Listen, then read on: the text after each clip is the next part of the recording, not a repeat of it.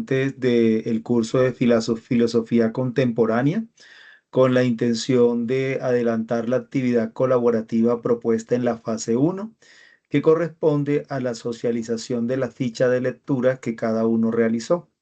En este momento nos acompaña en sala la compañera Helen Deulofeu, nos acompaña la compañera Melanie Pérez y quien les habla, Luis García. Vamos entonces a darle un espacio a cada uno de los compañeros, de las compañeras, perdón, para que nos socialicen la ficha de lectura y vamos avanzando en esta actividad. Helen, te escuchamos. Buenas noches. El libro que yo escogí se llama Nietzsche y el nihilismo contemporáneo de Franco Volpi. El artículo de Franco Volpi explora la relación entre la filosofía de Nietzsche y el nihilismo contemporáneo. Volpi argumenta que Nietzsche es un pensador clave para entender el nihilismo contemporáneo, ya que su crítica a la metafísica tradicional y su concepto de muerte de Dios ha influido en la forma en que se entiende el nihilismo en la actualidad. Este autor analiza cómo Nietzsche ve el nihilismo como una oportunidad para crear nuevos valores y significados en un mundo sin fundamentos absolutos.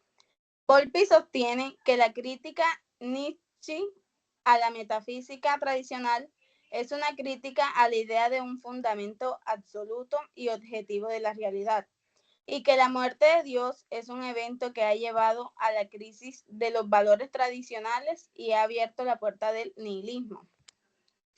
Este artículo ofrece una interpretación de la filosofía de Nietzsche en relación con el nihilismo contemporáneo y explora las implicaciones de su pensamiento para nuestra comprensión del mundo y de nosotros mismos. La tesis principal de este texto es que el nihilismo contemporáneo es una consecuencia de la muerte de Dios y la crítica a la metafísica tradicional. Y Nietzsche ofrece una forma de superarlo a través de la creación de nuevos valores y significados en un mundo sin fundamentos absolutos. En otras palabras, Volpi sostiene que la obra de Nietzsche proporciona una respuesta al problema del nihilismo contemporáneo, que se caracteriza por la pérdida de sentido y la ausencia de valores absolutos. Según Volpi, Nietzsche propone que la única forma de superar este nihilismo es a través de la creación de nuevos valores y significados, lo que implica una transformación radical de la forma en la que pensamos y vivimos.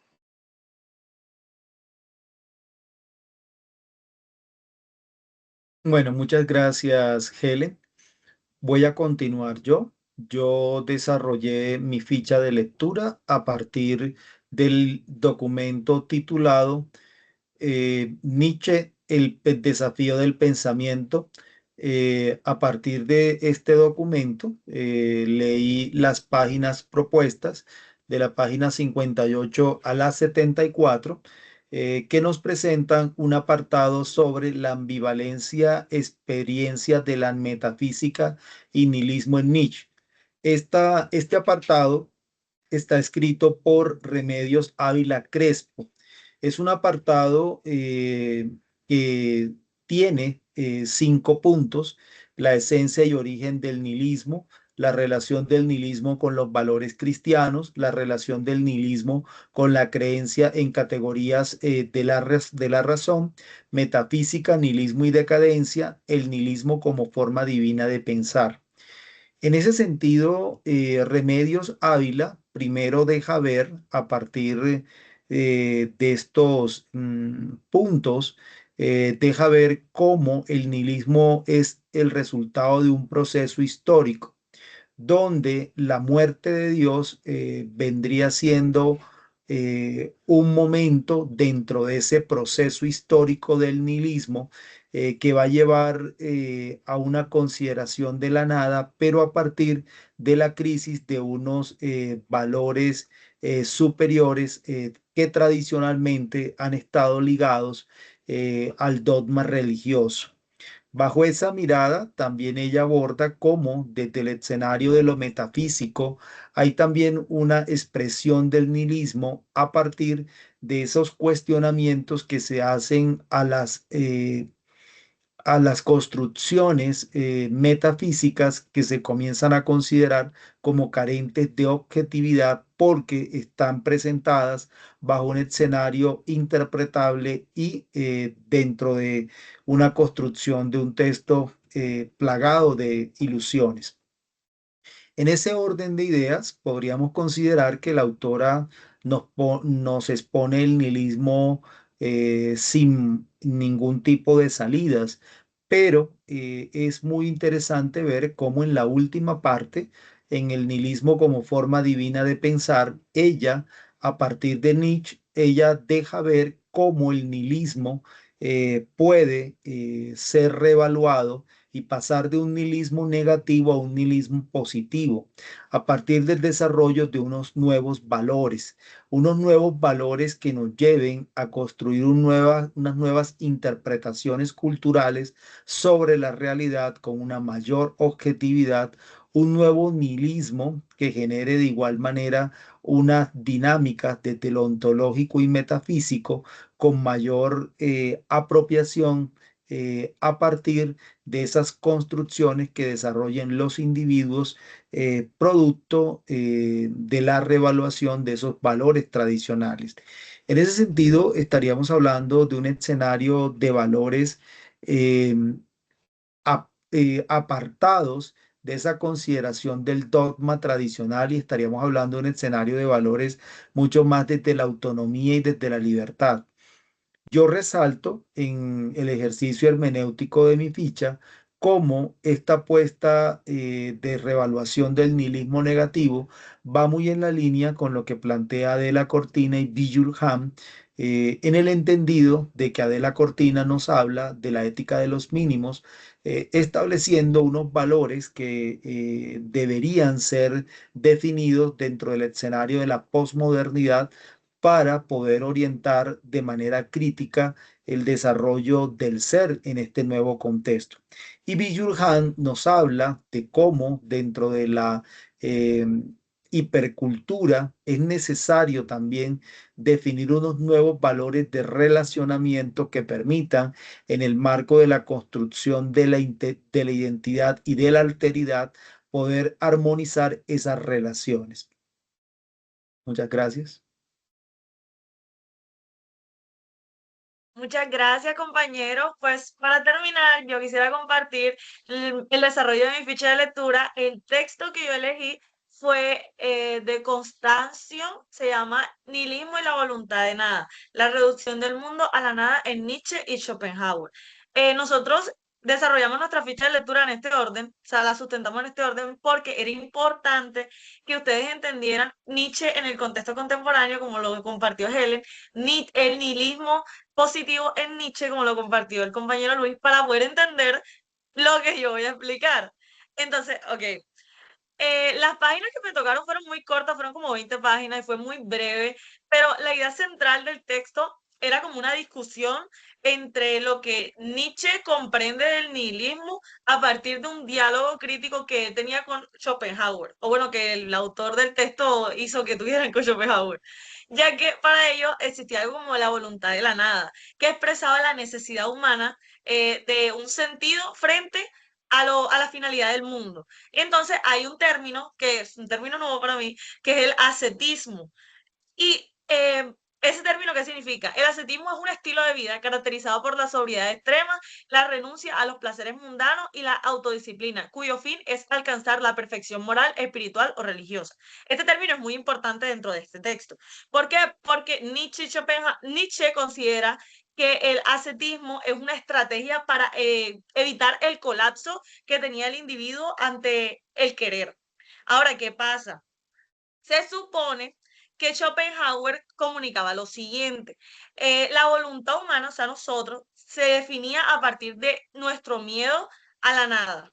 Ya, ¿por qué? Porque se supone que nosotros no toleramos la ausencia de un sentido. O sea, nosotros, el ser humano necesita tener una meta, necesita tener algo que lograr, o sea, uno no puede ir por la vida sin creer en nada. Entonces, Schopenhauer y Nietzsche decían que el individuo prefiere querer cualquier cosa, incluso la nada, antes de no querer.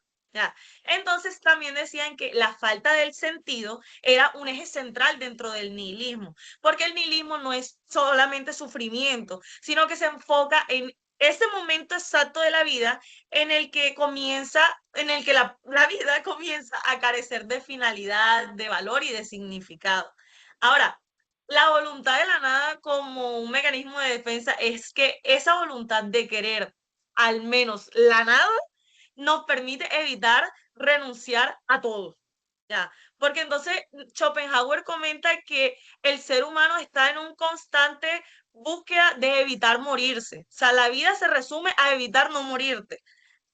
Entonces, eso existen dos tipos de nihilismo. ¿Cuáles son? El nihilismo enmascarado, que es el ideal ascético, o sea, el ascético de Nietzsche, que no es solamente buscar el conocimiento del mundo y prevenir que no te vayas a morir, sino buscar una estrategia para evitar que todo eso que tú conoces del mundo te lleve a la muerte. Entonces, el nihilismo suicida es evitar eso, evitar que tú no pienses constantemente en tu vida que necesitas o que tienes que morirte en algún momento.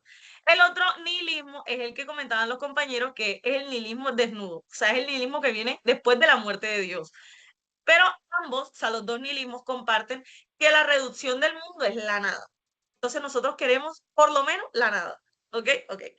Ahora, yo me preguntaba, o sea, el texto te hace surgir varias preguntas, como por ejemplo, para Nietzsche y Schopenhauer es necesario que exista un sentido trascendental para que sea válida tu existencia, o sea, y entonces yo lo comparé con otros autores en mi ejercicio hermenéutico. ¿En qué sentido? Yo comparé a el nihilismo suicida con lo que decía Albert Camus. ¿Por qué? Porque Camus proponía que al menos deberíamos asumir lo absurdo sin negarlo.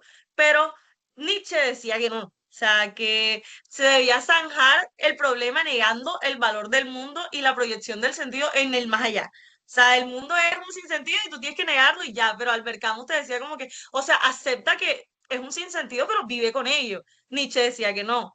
Otro autor que a mí me encanta, que es Heidegger, me parece muy importante porque Heidegger relaciona tipo cómo es el Dasein, ya que lo vimos en filosofía moderna, cómo es el ser humano en relación al mundo. Ahora, si tu mundo está en decadencia, que es el mundo de Nietzsche y de Schopenhauer, ¿cómo relacionas al ser humano con ese mundo? O sea, no se puede. Entonces, por eso yo relacioné a el pensamiento de Nietzsche y Schopenhauer con el de Heidegger.